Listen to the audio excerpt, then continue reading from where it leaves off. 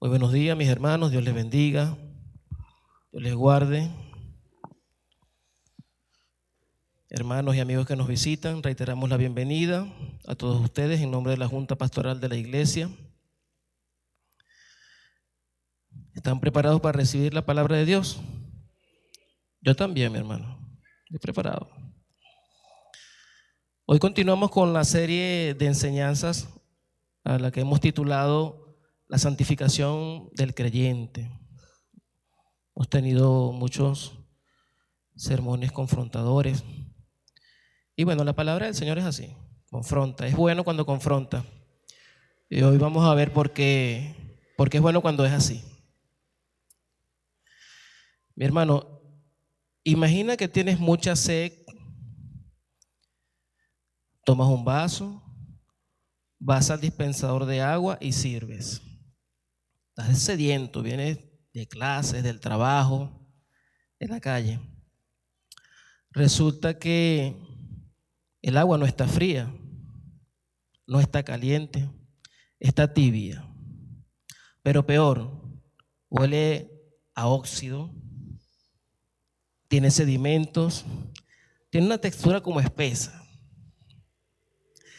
Tomas, intentas tragar, pero tu garganta se cierra y tu cuerpo hace lo que hace cuando algo le da asco, lo expulsa, lo vomita.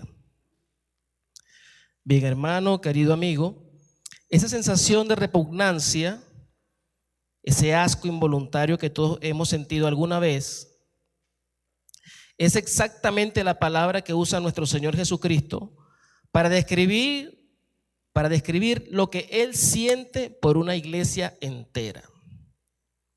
No por una secta, no por paganos, por una iglesia que se reunía cada domingo, que cantaba himnos, que oraba, que leía la Biblia, que daba sus ofrendas y probablemente se consideraba bendecida. Pero algo en el corazón de esa iglesia, algo en su actitud hacia Dios, le provocaba a Jesús el mismo reflejo visceral que a nosotros nos produce beber agua sucia. Esa iglesia, hermano, es la Odisea. Esta iglesia no era perseguida, no era pobre, en comparación con las otras iglesias que aparecen en el libro de Apocalipsis. No estaba en guerra con el mundo, simplemente se había vuelto inútil. Y ese es el peligro más silencioso y mortal, desastroso, que puede estar enfrentando la iglesia de hoy día. Y es que Dios aborrece la mediocridad espiritual. Él exige una relación apasionada y un compromiso auténtico de cada uno de nosotros. Hoy vamos a descubrir por qué la tibieza espiritual no es un punto cómodo, sino una ofensa nauseabunda delante de Dios, en el cual, le aseguro, mis hermanos, ninguno quiere estar. Para eso les invito a ubicar en sus Biblias el libro de Apocalipsis, capítulo 3, Apocalipsis, capítulo 3, versículos del 14 al 22. Sin embargo, nos vamos a concentrar en el 15 al 16, pero vamos a leer toda la carta que está escrita allí.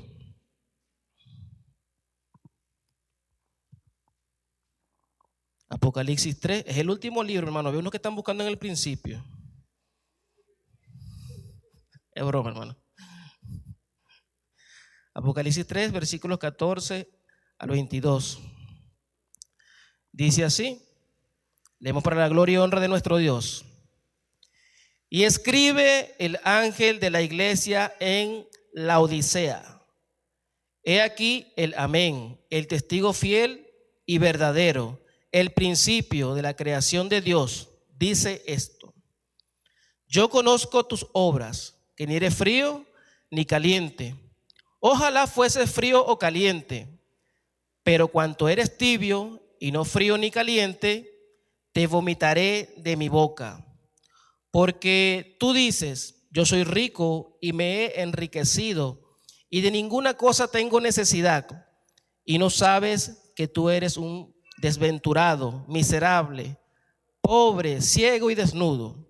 Por tanto, yo te aconsejo que de mí compres oro refinado en fuego para que seas rico, y vestiduras blancas para vestirte, y que no se descubra la vergüenza de tu desnudez, y unge tus ojos con colirio para que veas. Yo reprendo y castigo a todos los que amo. Sé pues celoso y arrepiéntete. He aquí yo estoy a la puerta y llamo. Si alguno oye mi voz y abre la puerta, entraré a él y cenaré con él y él conmigo. Al que venciere, le daré que se siente conmigo en mi trono, así como yo he vencido y me he sentado con mi Padre en su trono. El que tiene oído, oiga lo que el Espíritu dice a las iglesias. Amén. Vamos a enfocarnos entonces acá en el 15:16, que dice: yo conozco tus obras, que ni eres frío ni caliente. Ojalá fueses frío o caliente, pero por cuanto eres tibio y no frío ni caliente, te vomitaré de mi boca. Una versión más actual lo dice de esta manera: estoy enterado de todo lo que haces y sé que no me obedeces del todo, sino solo un poco. Sería mejor que me obedecieras completamente o que de plano no me obedecieras. Pero como solo me obedeces un poco, te rechazaré por completo.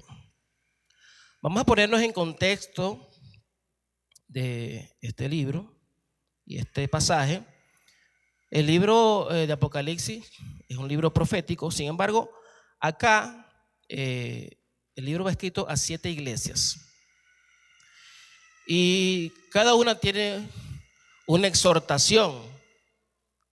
Y le invito a usted a que pueda leer cada exhortación a las 7 iglesias que están allí. Sin embargo, usted pudiera pensar, bueno, como hoy vamos a hablar de la Odisea, eso es lo que me toca. Sin embargo, al final de cada carta dice: el que tiene oído, oiga lo que el Espíritu dice a las iglesias. Entonces el consejo es de todos, que nos veamos nosotros a través de ese espejo. Sin embargo, hoy nos toca la Odisea. Vamos a ver qué nos dice aquí un comentario de William Hendrickson acerca de esta posición geográfica. La Odisea estaba situada a unos 79 kilómetros al sur de Filadelfia, cerca de Colosas, y a 10 kilómetros de Heriápolis, en el valle de Licos. Y era la puerta de entrada a Éfeso, a unos 160 kilómetros al este, cual era una puerta de entrada a Siria. Y esto la ponía en una posición importante en la parte comercial. Se hicieron carreteras y justamente 2 carreteras cruzaban por donde estaba la Odisea, esa ciudad, y ella quedó en el medio. Fue creciendo y fue importante para la parte industrial y económica. Era una ciudad que tenía riquezas. Tanto era así que sufrió de 2 terremotos, uno en el siglo XVII después de Cristo, y el Imperio Romano ofreció ayuda a estas iglesias para reconstruir sus ciudades. En el segundo terremoto que tuvo en el año 60 después de Cristo, ahí se le fueron otra vez a ofrecerles ayudas. Y ellos dijeron: no es necesario que nos ayuden. Nosotros tenemos para reconstruir nuestra ciudad. Es más, tenemos para ayudar a otras ciudades. Así era la Odisea, esa ciudad. Y bueno, allí está la iglesia de la Odisea. Una iglesia que por las escrituras que vemos ahí dice que fue Epafras quien pudo haberla fundado. Y estaba una comunidad allí de judíos. Bueno, otra cosa interesante de la Odisea es que el suministro de agua de la Odisea llegaba desde Heriápolis, una que estaba a 10 kilómetros de allí. Y ese acueducto era que llevaba el agua. Heriápolis tenía aguas termales, aguas calientes. Pero entonces cuando iba en esos 10 kilómetros el agua desde Heriápolis a la Odisea, el agua no llegaba caliente, llegaba tibia. Y la agua caliente, termal, tiene propiedades medicinales, de sanidad. Entonces no les servía a ellos. También Colosas, que estaba por allí cerca, tenía también aguas frescas, pero ella no podía tener esa agua que tanto anhelaba para poder nutrirse. Ni la fresca que refrescaba, ni la caliente que sanaba. Le llegaba, era agua tibia. Entonces, ya aquí, cuando Jesús compara estas aguas templadas cerca de la ciudad con la tibia vida espiritual de los cristianos de la Odisea, ellos ya saben y tienen un contexto de qué les está hablando Jesús. Les está hablando con términos que ellos conocían y los cuales ellos también habían experimentado. Entonces, ¿quién escribe estas cartas? Bueno, si ustedes pueden mirar, es el mismo Jesucristo. Al inicio del pasaje dice, da su presentación, el amén. Jesús se identifica a sí mismo como el amén, el testigo fiel y verdadero, el principio de la creación de Dios. Esto establece una autoridad divina contrastando con la absoluta verdad de Dios. Y es interesante cómo se presenta acá Jesús. Es diferente, un poco diferente a las demás. A cada uno le da su exhortación. Pero acá él se presenta como el amén. Algo que así es. Cuando nosotros decimos amén, ¿a qué nos referimos? ¿O qué quiere decir cuando dice amén? Uno dice así sea, eso es así. O sea, eso es Dios. El amén, el Dios verdadero. Dice así sea, eso es verdad. Y después le enfatiza, es fiel y verdadero. Enfatiza, fiel y verdadero. Ese es Jesús. Dice que el principio de la creación de Dios es amado. Pero él cuando habla de principio no fue que fue el primero que crearon, sino que él es el origen de la creación. Allí en Colosenses dice que todas las cosas fueron creadas por él y para él. Entonces, no nos confundamos allí o que nadie nos venga a confundir. Entonces, mis hermanos, allí Jesús se presenta de esta manera a esta iglesia con toda intención. ¿Por qué se presenta de esta manera? Porque lo que le iba a hablar era todo el contraste de lo que era la iglesia, como él se presenta a esta iglesia. ¿Qué relación tenía esta iglesia con la exhortación de las cartas a las otras iglesias?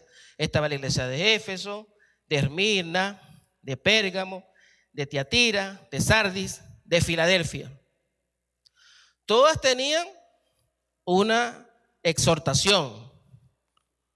Pero acá, justamente, a esta iglesia en la Odisea, no le comunica algo que le comunicó a las otras.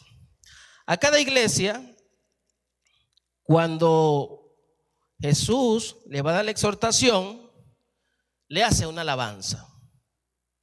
Por ejemplo, a la iglesia de Éfeso le dice, yo conozco tus obras y tu arduo trabajo y paciencia, y que no puedes soportar a los malos y has probado a los que se dicen ser apóstoles y no lo son y los has llamado mentirosos. Y has sufrido y has tenido paciencia y has trabajado arduamente por amor de mi nombre y no has desmayado. Y después viene la exhortación.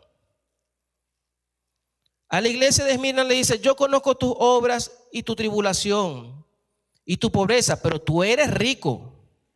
No temas en nada lo que vas a padecer. Sé fiel hasta la muerte. También le dice que es rico, le hace una alabanza y también viene la exhortación. A la iglesia de Pérgamo le dice, pero retienes mi nombre y no has negado mi fe, ni aun en los días en que Antipas, mi testigo fiel, fue muerto entre vosotros. También le hace su alabanza y después viene la exhortación. El mensaje a Tiatira dice, yo conozco tus obras y amor y fe y servicio y tu paciencia y que tus obras postreras son más que las primeras. A la iglesia de Sardis le dice, pero tienes unas pocas personas en Sardis que no han manchado sus vestiduras y andarán conmigo en vestiduras blancas porque son dignas. A Filadelfia le dice, yo conozco tus obras, he aquí he puesto delante de ti una puerta abierta, la cual nadie puede cerrar, porque aunque tienes poca fuerza, has guardado mi palabra y no has negado mi nombre. ¿Y qué le toca a la Odisea? Ya leímos la carta. Por ningún lado le da alabanza. Entonces uno dice, oye, esto que está pasando en esta iglesia es verdaderamente serio. Dice que tiene obras, pero ni las nombra. yo conozco tus obras. Y no las nombra, sí conoce. A lo mejor tendrá alguna, pero ni siquiera se molesta en decirla, porque sabe cuál es la actitud de esta iglesia. Bien, mis hermanos, ya en contexto entonces, vamos a ver qué es lo que nos habla este pasaje. ¿Qué nos dice Jesús a través hoy de este texto a nosotros? Él primero da un diagnóstico, el diagnóstico de Cristo. Dice, conozco tus obras. No eres ni frío ni caliente. Ojalá fuera frío o caliente. El término obras también se encuentra en las otras cartas. Aquí significa exactamente lo mismo que en la carta de la iglesia de Sardis. Obras incompletas que ni vale la pena mencionar. Jesús conocía las obras tanto de Sardis como de la Odisea. Y para estas iglesias solo tuvo palabras de reproche. Solo de reproche. Ya no estaban activas, ya no estaban vivas. Los pocos fieles en Sardis eran como brasas resplandecientes en medio de ceniza.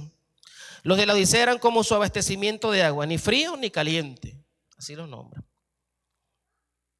Si los laodiceos no hubieran escuchado nunca el evangelio, habrían sido fríos en un sentido espiritual. Suponemos que la primera generación de cristianos en la Odisea aceptó el evangelio y brilló con fuego espiritual y entusiasmo, pero sus descendientes eran tibios, no tenían interés en ser esos testigos de Jesucristo, en vivir una vida de servicio para el Señor o en predicar y enseñar su evangelio para que avanzara su reino. Aunque tenían las escrituras, eran apáticos, indiferentes, despreocupados en cuanto a las cosas del Señor. No sorprende que Jesús dijera, conozco tus obras, con la implicación de que no nombra ninguna. Y es que Jesús no habla de apariencias, habla de realidad. La iglesia de la Odisea se veía bien por fuera, rica, estable, sin persecución, con buena reputación, con recursos. Pero Jesús no ve eso. Jesús ve el corazón. Ni frío ni caliente. En el contexto local, ya hablamos de que él dependía de uno de los acueductos desde Heriápolis. Y bueno, no podían disfrutar de esa agua que sanaba ni el agua que refrescaba.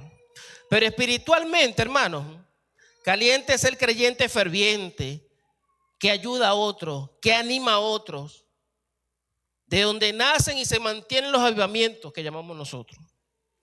Frío es el incrédulo que al menos reconoce su necesidad. Es esa persona que no es creyente, pero reconoce la necesidad de que tiene que ser salvo o pudiese ser salvo. Tibio es lo peor, autosuficiente, inútil, que cree que no necesita nada. Mi hermano, no es falta de obras, es falta de utilidad cuando decimos que somos o cuando llevamos una vida tibia espiritualmente. Porque la tibieza es la autosuficiencia disfrazada de cristianismo. Si yo tengo recursos, si tengo esto, no necesito.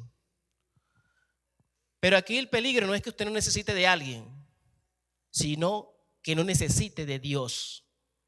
Que siendo cristiano, usted no necesite de Cristo. Ese es el peligro. Y la tibieza no es neutralidad, es tener doctrina, actividades, recursos, pero sin una dependencia real de Cristo. No dependemos de Cristo.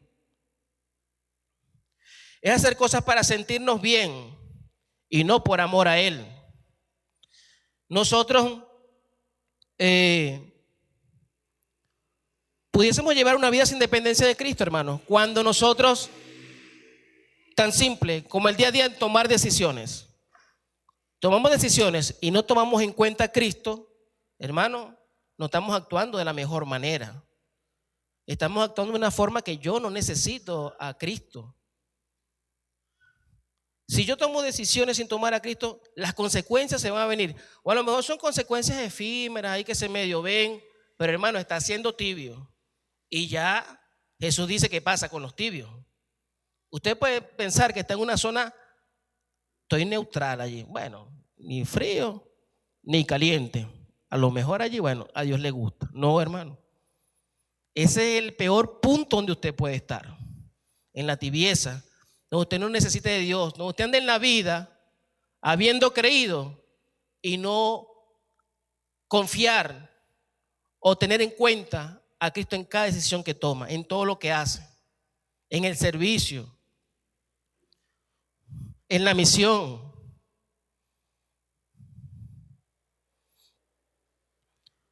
Confiar que somos autosuficientes, hermano. ¿En qué cosas confiamos nosotros hoy día? En recursos, en conocimiento que tenemos, en números, tradición, cultura. Esa cultura que tenía la ciudad de la Odisea permeó en la iglesia. No necesitamos nada, nosotros podemos construir nuestra ciudad. La Odisea estaba similar, había permeado ahí. No, nosotros no necesitamos. Podemos mantenernos así. Podemos pensar, bueno, ya las sillas están llenas, ya para qué vamos a predicar. Ya no necesitamos predicar, ya las sillas están llenas. ¿Para qué fundar otra iglesia? Ya hay otra. Nos mantenemos así en nuestra área de confort, nuestra zona de confort. Porque muchas veces los principios de la iglesia los marcan la cultura, pero ¿sabe cuáles son los que debe marcarlo? La escritura. No la cultura, la escritura. Y allá, hacia allá es donde nosotros debemos ir. Por eso es que Jesús enfatiza y le dice, ojalá fuera frío o caliente. O sea, no debes estar en el punto medio. No debes estar en el punto medio. Ojalá fuera frío o caliente. Y esto suena contradictorio porque usted dirá, ¿prefiere Jesús a un incrédulo antes que a un cristiano tibio? Hermano, sí, lo dice la palabra. Jesús usa una hipérbole para impactar. Prefiere algo útil antes que algo repugnante. Porque Jesús ama al pecador, más aborrece el pecado. Jesús ama al que no ha creído. Jesús ama a su iglesia, pero ama a esa persona que está perdida, que está sin él. Entonces, esa persona que está frío, pero no se decide, puede llegar a la salvación. La persona que es caliente y está en el furor de servirle al Señor, de hacerlo conforme a lo que Él dice, esa persona está bien. Ahora la persona tibia no está en el lugar donde debe estar. Es algo repugnante. El frío, el incrédulo sediento, al menos puede ser confrontado y llegar a tener sed de Dios. El caliente, creyente ferviente, trae sanidad y vida. El tibio no confronta ni atrae, es irrelevante, no le sirve al mundo ni le agrada a Dios. Y no es como nos agrade, hermano, servir, no es como nos agrade estar, comportarnos. Es como lo quiere el Señor. Nosotros podemos realizar muchas cosas, hermano, y nos sentimos bien, pero en realidad la pregunta que uno se debe hacer es, ¿esto agrada al Señor? ¿Esto está conforme a la palabra del Señor? No estoy violando principios bíblicos si yo hago esto aun cuando yo me sienta bien y aun cuando no sea un pecado inmoral, un pecado escandaloso, pero es un orgullo ahí sumiso. Esto lo hago porque a mí me hace sentir bien. Debemos revisarnos, hermano. Cuando hacemos cosas, tomamos decisiones. Y es que en cada cosa que hacemos, hermano, Dios nos manda a que no estemos en ese punto tibio. Jesús no es que aborrece a los incrédulos, Él aborrece la mediocridad religiosa. Veámoslo de esta manera. Suena fuerte, hermano, pero una iglesia tibia es peor que un ateo honesto. Una iglesia tibia es peor que un ateo honesto. Así nos lo dice el Señor esta mañana. Porque una vida de tibieza no es una respuesta acorde al llamado de Cristo, hermano. Ni honra su sacrificio en la cruz del Calvario que hizo por ti y por mí. Cuando Jesús hizo sacrificio en la cruz del Calvario, Él no lo hizo de una forma selectiva. Él lo hizo para que nosotros fuésemos completamente salvos. Para que cuando nos fuésemos a presentar delante de Dios, no tuviésemos mancha alguna, porque así no nos quiere Dios. Y Él pagó completamente nuestra deuda ante el Señor. Dijo, consumado es porque era completa. Entonces, si nosotros actuamos de manera mediática, mediocre, tibio, eso no corresponde, hermano, con lo que ya Cristo nos ha dado, ni con lo que Él demanda. ¿Cuál es el llamado de nuestro Dios a nosotros? El primer mandamiento, comencemos por allí. Amarás al Señor tu Dios con todo tu corazón, con toda tu alma, con toda tu mente. Te dijo comparte. Te dijo con el hemisferio izquierdo nada más del cerebro. No, hermano, con todo. Con todo. Él quiere todo. Si alguno quiere venir en pos de mí, niéguese a sí mismo. Tome su cruz y sígame. Sabiendo la implicación que era tomar la cruz. Te dijo, toma un solo tramo de la cruz. Toma un pedacito de madera. Toma alguna parte para que vayas cómodo. Te dijo, toma tu cruz. Si alguno viene en pos de mí y no aborrece a su padre y madre y mujer e hijos y hermanos y hermanas y aún también su propia vida, no puede ser mi discípulo. Pues este texto no quiere decir que no vamos a amar a nuestra familia, sino que debemos tener puesto al Señor en el primer nivel. De nuestra prioridad debe ser el Señor. Y de seguro si tenemos a Dios de primero, vamos a cuidar a nuestra esposa, a nuestros hijos, lo vamos a hacer. Pero hermano, Dios no quiere tibieza. Y cuando criamos a nuestros hijos, y cuando amamos a nuestras esposas, cuando respetamos a nuestros esposos, tiene que ser completamente, no puede ser a media, no puede ser selectivo. ¿Te imaginas que Jesús hubiese muerto por algunas cosas de nosotros? No hubiésemos podido presentarnos delante del Señor. No nos hubiésemos podido presentar delante de Él. Pero nosotros llevamos una vida muchas veces selectiva, de cosas a media.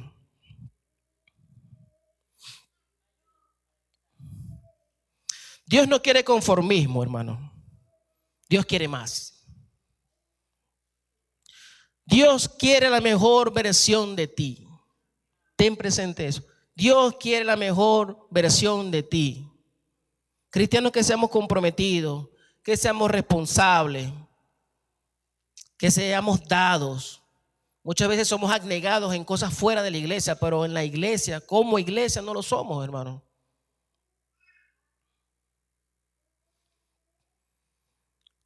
Nosotros deberíamos medirnos por los logros misionológicos que debemos tener. ¿Cuántas iglesias hemos fundado? Y venimos, y es verdad, y hablamos de nuestra historia, estamos en ese proceso de que Dios nos está restaurando y nos sigue restaurando cada día, hermano, porque así somos, no somos perfectos. Esa es otra cosa, no existe iglesia perfecta. Dios no quiere iglesia perfecta. Dios quiere una iglesia que le honre, que se dé todo a Él, pero no una iglesia perfecta. Entonces deberíamos decir, oye, ¿cuántas iglesias, hermano, el tiempo que tenemos acá? ¿Cuántas iglesias hemos fundado? ¿Cuántas obras tenemos fuera? Grupos de evangelísticos, esas cosas, son cosas que debemos nosotros medir con respecto a la misión. Hemos sido en realidad, hemos sido tibios en ese aspecto, y así muchos aspectos, hermano. ¿Cómo está mi familia? Yo llevo aquí 15, o sea, puede pensar uno, llevo 15 años asistiendo a la iglesia y llevo 15 años con problemas en mi familia. ¿Qué está pasando? O sea, ¿qué me impide? Y seguramente cuando la respuesta va a estar en el espejo, ¿qué me impide seguir adelante y poder darle 100% al Señor? Un médico prefiere un paciente que sabe que está enfermo, o sea, frío, antes que uno que cree estar sano, pero se muere por dentro. No, yo estoy bien, no necesito nada, y está muriendo. Una persona tibia. La Odisea decía, no necesito nada. Y Jesús dice, ese es tu problema. Ese es el problema, pensar que somos autosuficientes. Y es que las características de una persona tibia, pudiéramos decir, la persona tibia, por ejemplo, hermano, escucha un sermón, estamos hablando de creyentes, esta carta va dirigida a una iglesia, no me vayan a pensar que es otra cosa. La persona tibia escucha un sermón y dice, oye, ese sermón estuvo bueno, hermano, estuvo muy bueno, pero por su mente no pasa en qué puede cambiar él. Más bien empieza a evaluar a los hermanos. O primero dice, esa piedra no cayó en mi techo, vea aquel. Pobrecito, ¿cómo está? De seguro que este sermón le pegó fuerte. Entonces, hermano, es que la palabra es para uno. La palabra cuando Dios nos habla es para nosotros, no es para evaluar a nuestros hermanos. Es para nuestra vida, es para que reflexionemos. Debemos prestar atención. No se ven los frutos. Hay personas que estamos aquí años y no se ven los frutos. Es una persona que va a media y sigue viniendo todos los domingos. Entonces, por eso tiene un nombre, un cristiano nominal, que asiste a las actividades, que asiste los domingos, viene, canta, aplaude, pero su vida no cambia, hermano. Está allí, nada más.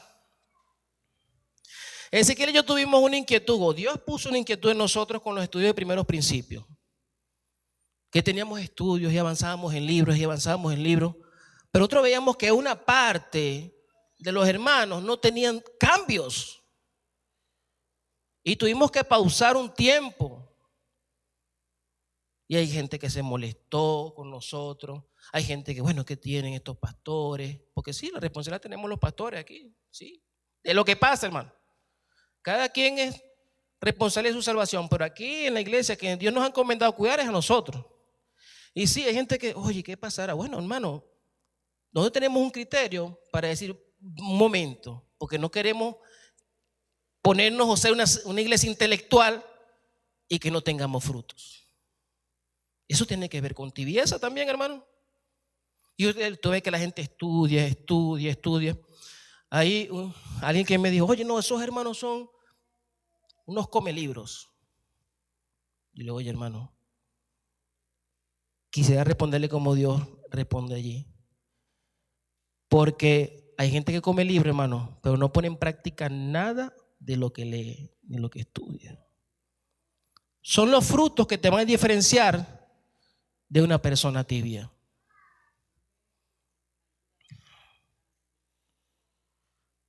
Tiene su mente funcionando. Esa persona tiene su mente funcionando porque estudia, pero su corazón lo tiene endurecido. Estudia, opina, pero no cambia.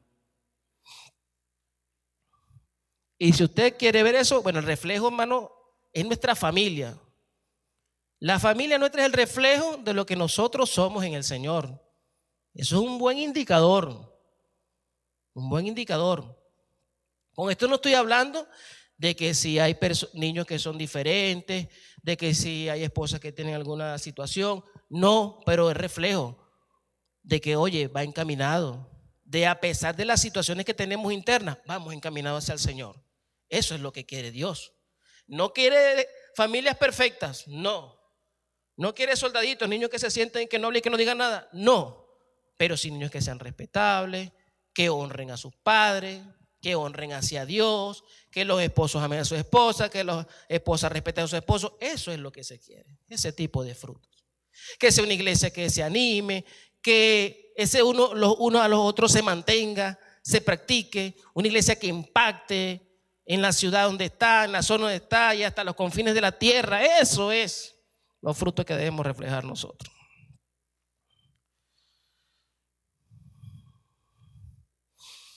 Una persona tibia no va a querer ir a predicar, se va a conformar con las sillas que ya están llenas. ¿Para qué? Va a pensar que con el poco tiempo que le dedica a Dios es suficiente, si es que se lo dedica. No va a buscar su comunión con Dios, empezando por la falta de oración. Él no va a estar orando, él no va a congregarse. Hermano, si nosotros pensamos en esta ilustración rapidito aquí, La ciudad de la Odisea tuvo el terremoto, se derrumbaron, tuvo quizá la mitad en ruinas. Viene una gente y le dice, oye, queremos ayudarte a reconstruir tu ciudad. Dice, no, yo tengo. Él le puso un muro, no, yo tengo cómo hacerlo. ¿Qué usted puede pensar de un cristiano que no ora? No necesita a Dios, es lo primero que puedo pensar. Una persona, un cristiano que no ora, no necesita a Dios. Porque el medio que utilizamos para comunicarnos con Dios es a través de la oración, hermano. Básico. Usted no ora en la semana, hermano, usted no ha necesitado a Dios. O lo necesita y hay que revisar qué está pasando. Hermano, esto es importante, es delicado. Nuestra vida, nuestra comunión con el Señor es la base para nosotros salir de esa tibieza.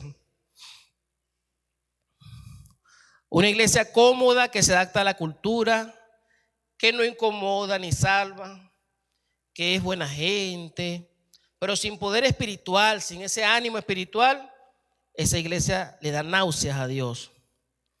Preferiría ateos declarados antes que hipócritas autosuficientes. Es duro.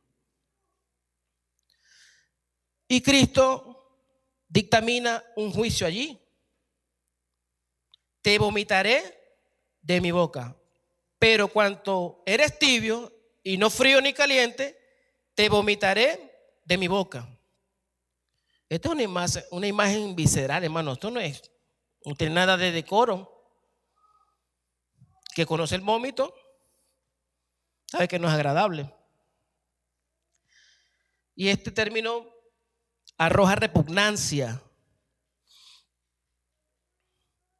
Esto es lo que haces con algo que te da asco, literalmente. Una iglesia así, a Dios, a Cristo le da asco.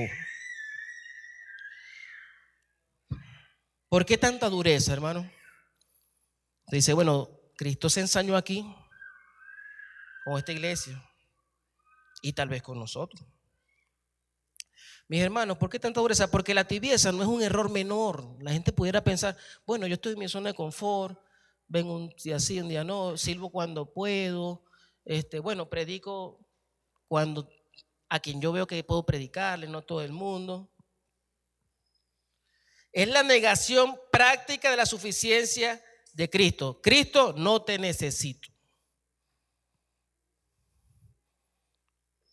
La tibieza es la negación práctica de la suficiencia de Cristo.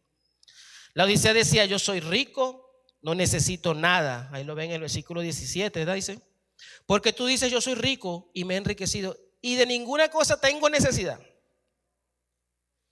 Pero le responde Jesús, no sabes que eres miserable, pobre, ciego y desnudo. La tibieza es autosuficiencia religiosa.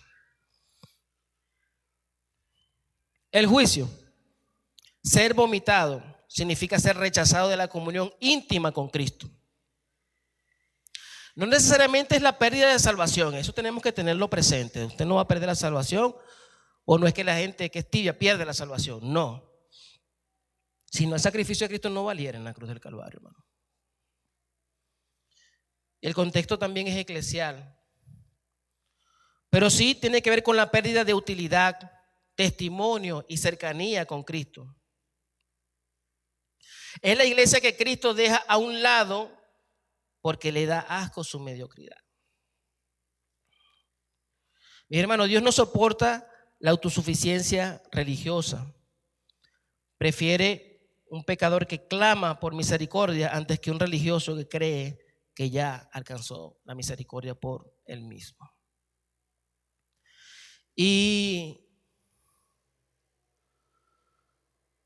cuando Dios manifiesta esta repugnancia por una persona así, es tremendo, hermano, porque más adelante cuando nos anima, y bueno, ya vamos para allá, cuando Él nos anima a que hay una solución,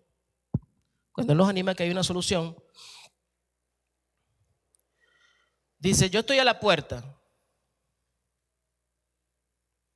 ¿Por qué Cristo está a la puerta? Esperando. Pues la pregunta es, ¿está a la puerta porque no está dentro? Nosotros mismos lo sacamos de nuestras vidas, de nuestra iglesia. Eso es, de eso se trata. Cuando somos de ese tipo. Hermano, ya para concluir o para ir concluyendo, hemos visto 3 cosas para evaluar. Jesús diagnostica nuestra condición real, no nuestra apariencia. Jesús desea que seamos útiles, no que nos sintamos bien. Jesús advierte que la tibieza le da asco y será rechazada. Pero como les decía, la carta no termina aquí. Gloria a Dios. El versículo 20 dice: estoy a la puerta y llamo. He aquí, yo estoy a la puerta y llamo. Si alguno oye mi voz y abre la puerta, entraré a él y cenaré con él y él conmigo.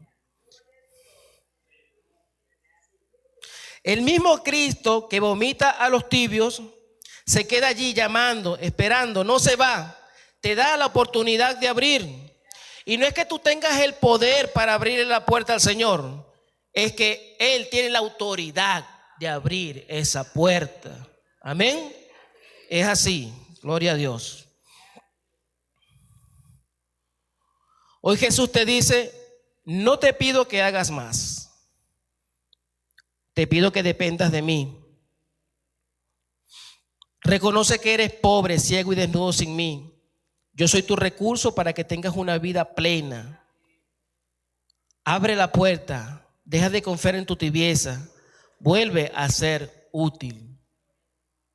¿Cómo pudiésemos hacer eso nosotros si hemos sentido que hemos estado en ese punto donde no deberíamos estar? Y le aseguro que nadie quisiera estar.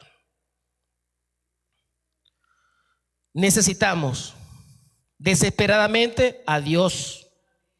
Necesitamos desesperadamente a nuestro Señor Jesucristo. ¿Cómo lo hacemos?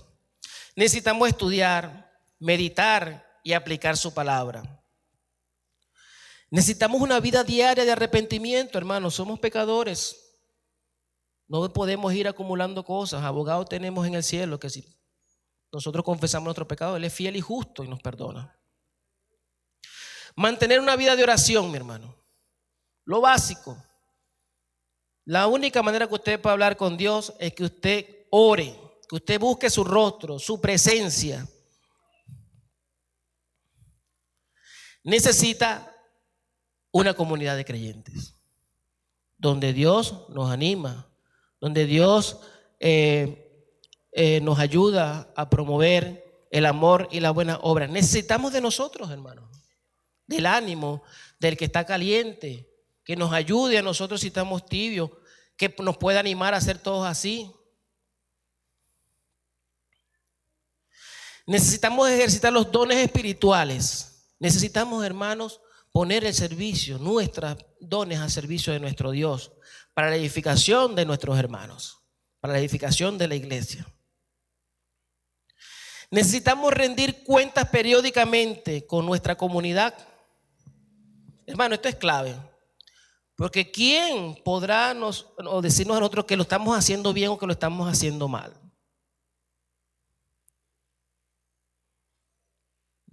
Debemos rendir cuentas.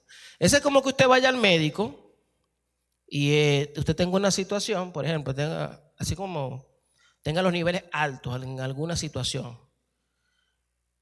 Y entonces le manda el tratamiento y después usted no se haga más nunca los exámenes. ¿Cómo usted va a saber que está mejor? Para ver si esos niveles se regularon o más bien subieron. Usted necesita tener esa información.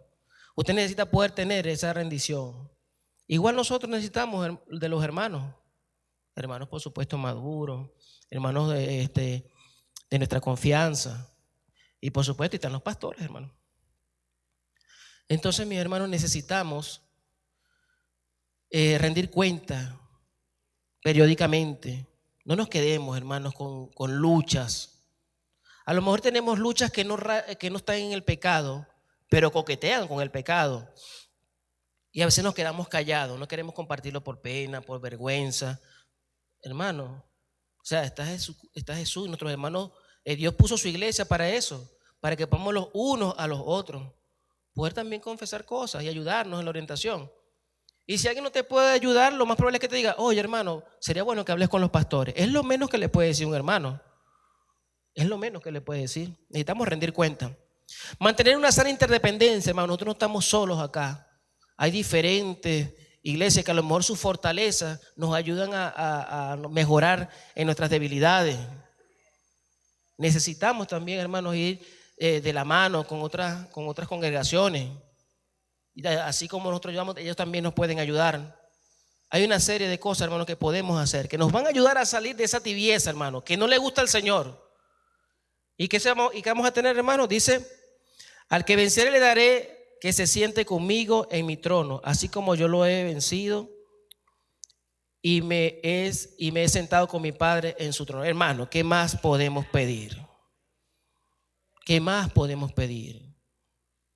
Nada, hermano, nada tiene mayor valor que esta promesa que tenemos aquí. Estar con el Señor, sentado con Él. Así sea a los pies, de un ladito, por hermano, pero con Él, no en otro lugar. Mis hermanos, el punto medio es el peor lugar para estar, pero nuestro Señor nos da la oportunidad para salir de allí. Amén. Incline su rostro allí, mi hermano.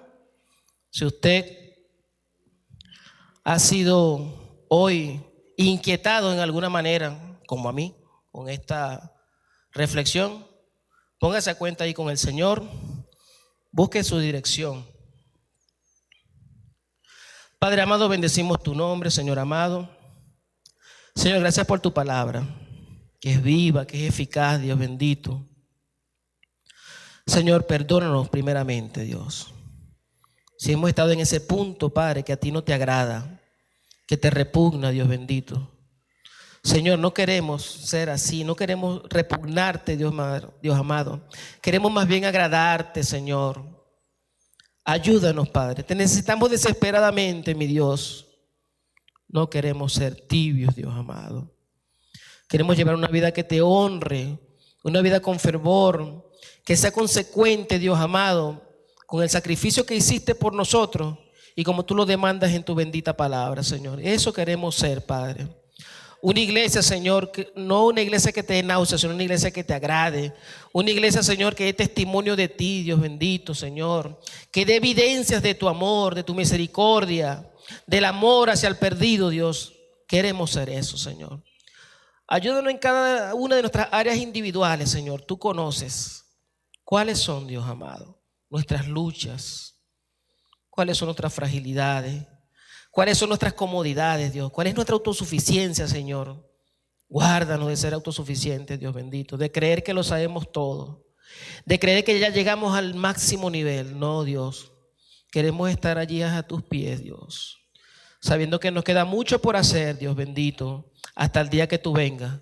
Porque la obra que comenzaste en nosotros, tú la perfeccionarás hasta el día que tú vengas, Señor. Queremos estar en ese momento. Bendice la Iglesia Evangélica Dios de Salvación Vista al Sol, Dios. En el nombre poderoso de tu Jesucristo. Amén y amén. Dios les bendiga, mis hermanos. Dios les guarde.